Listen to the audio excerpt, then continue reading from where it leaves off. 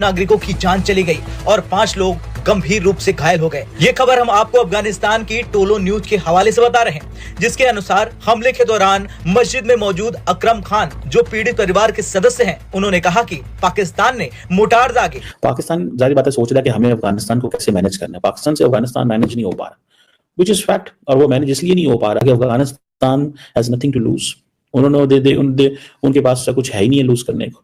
तो Pakistan has everything to lose. ये कि टीटीपी की तरफ से अटैक्स बहुत बढ़ गई हैं जी, जिसके साथ सारा वो रीजन जो है वो अनस्टेबल हो गया है। ऊपर से चाइनीज जो हैं they very alarmed and worried, because उनकी सारी इन्वेस्टमेंट्स जो हैं और उनकी जो lives are being lost in attacks, very important. तो आप सोचें कि अगर अफगान गवर्नमेंट भी शामिल हो और सपोर्ट कर रही हो, अगर ऐसा है उनको, तालिबान को, टीटीपी को, तो टीटीपी कहाँ तक पहुंचेगी?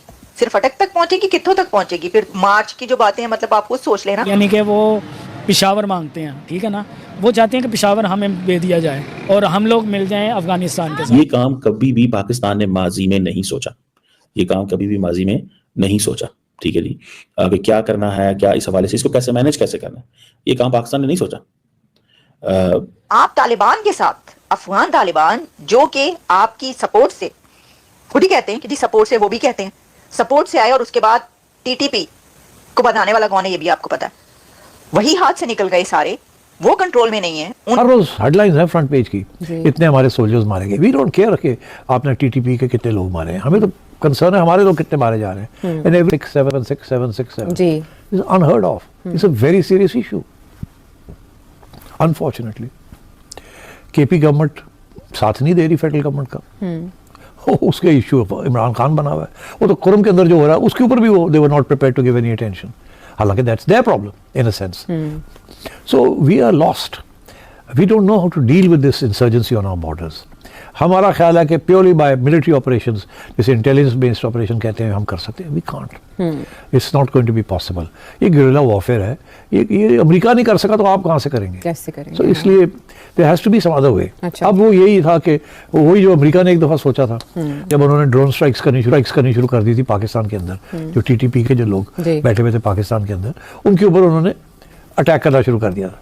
तो आपका क्या ख्याल है, जब वो अटैक करते थे तो कैसे अटैक करते थे?